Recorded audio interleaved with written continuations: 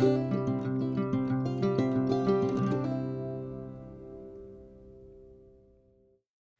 à tous et bienvenue sur ma chaîne. Aujourd'hui, je reviens avec une nouvelle vidéo que j'ai préparée sur les piliers de la productivité. Alors, je vous en ai concocté 10, mais il y en a d'autres, bien entendu.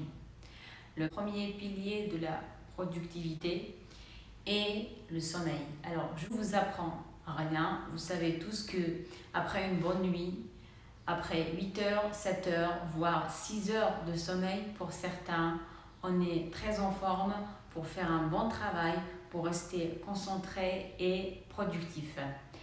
Alors, si j'ai un conseil à vous donner, c'est d'essayer d'améliorer la qualité de votre sommeil, de vous coucher plus tôt si c'est nécessaire et aussi d'utiliser des moyens naturels, bien sûr, pour avoir un sommeil réparateur et qui va vous aider à bien récupérer. Les moyens que moi j'ai mis en place sont la lecture et les tisanes, notamment la tisane de camomille qui m'aide vraiment à bien dormir. Le deuxième conseil que j'ai à vous donner, c'est l'alimentation. Oui, je ne vous apprends rien. La qualité de nos aliments a un effet direct sur notre productivité. Donc, mon conseil, c'est de privilégier les fruits et légumes de saison ou bien les produits aussi, les produits frais. Voilà, et essayez d'éviter tout ce qui est transformé et ce qui vous donne aussi un pic d'insuline parce que ça va vous donner un coup de barre et ça ne va pas vous aider à rester productif tout au long de la journée. Troisième conseil serait de faire de l'exercice physique au moins 3 fois par semaine parce que l'exercice physique non seulement nous aide à stimuler notre cerveau, mais grâce à lui, on bouge notre corps et on se sent mieux. Je pense que pour ceux qui me suivent sur Instagram ont déjà compris que ça fait un moment que j'ai mis ça en place depuis l'année dernière. Donc j'ai remarqué que le sport m'apporte beaucoup de bien et m'aide à rester concentrée, à rester productive. Donc je l'ai mis en place dans ma vie. Le quatrième conseil que j'ai à vous donner, c'est bien sûr la fameuse to-do list ou bien ce qu'on appelle communément la planification. Il faut savoir qu'il faut absolument planifier toutes ces journées. Il faut qu'ils soient en accord avec nos objectifs.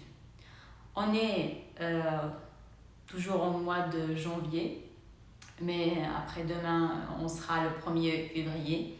Nous avons tous mis en place une série d'objectifs. Mais pour réaliser ces objectifs, qu'est-ce qu'il faut? Tout simplement faire des sous-objectifs, ensuite des tâches et s'y atteler afin de les réaliser. Donc, n'oubliez jamais vos to-do list afin de rester focus et afin que vos journées ne soient pas remplies par autre chose. Parce que oui, si vous ne notez pas vos objectifs sur votre to-do list, vous allez faire autre chose à la place et cette autre chose n'est pas nécessairement ce qui va apporter du bien à votre quotidien ou bien ce qui ne va pas vous aider à avancer dans votre... Cinquième conseil que j'ai à vous donner, c'est votre bureau. Sachez que notre cerveau aime travailler dans des endroits qui le stimulent. Donc, c'est dans des endroits qui sont faits pour ça. Si par exemple, je vois que mon bureau n'est pas rangé, qu'il y a plein de livres, qu'il y a plein de trucs sur mon bureau, bien sûr, ma motivation ne serait pas au top.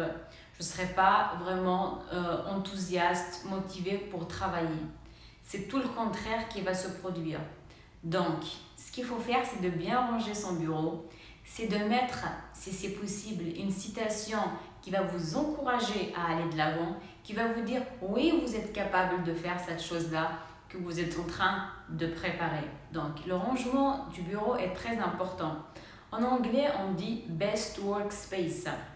Donc, c'est très important ça. Et si vous voulez mettre du thé, une bougie, tout ce qui pour vous représente un élément de motivation, mettez-le et ça va énormément vous aider. Le 6e conseil que j'ai à vous donner, c'est d'écouter de la musique pendant que vous travaillez ou bien, comme moi je le fais, le bruit blanc de l'eau qui m'aide énormément à me concentrer.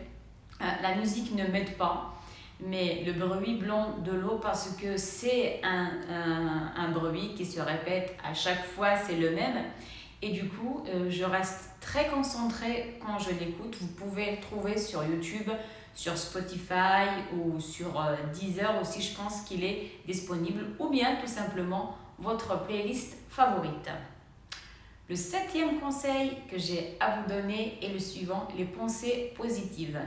Pensez que vous êtes capable. Dites-vous bien que si les autres l'ont fait, c'est que vous aussi vous pouvez le faire. Il n'y a pas de raison. Et autre chose, si vous vous donnez à fond, si vous fournissez beaucoup d'efforts pour réaliser votre tâche, vous allez le faire certainement. Il n'y a pas de raison que vous ne réussissiez pas votre travail, votre tâche ou tout simplement votre objectif. Le 8e conseil maintenant, c'est le suivant. Entourez-vous des personnes très positives. Positives, très positives. Voilà. Qui vous tirent vers le haut et pas vers le bas. Ça veut dire qu'ils vous encouragent à aller de l'avant. Qui ne vous disent pas au premier échec, ah finalement tu ne peux pas le faire. Finalement tu es un incapable.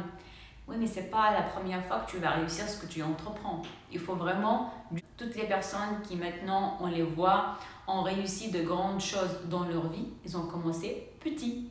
Donc, meilleur conseil, entourez-vous des personnes qui sont là pour vous, qui vous aiment, qui vous stimulent, qui vous inspirent aussi, mais pas celles qui vous disent à chaque fois « non ». Tu n'y arriveras jamais. Ça, c'est vraiment le type de personne à éviter. Mais vraiment à éviter. On les appelle en réalité des personnes toxiques et c'est pas pour rien. Et je peux vous dire que ça existe vraiment. Donc, il faut tout simplement les éliminer. Le conseil maintenant et le dernier, voilà, on arrive à la fin, c'est de vous récompenser. À la fin de l'objectif réalisé, à la fin de la tâche, ce que vous allez faire, c'est de vous récompenser. Les récompenses, elles sont différentes et variées.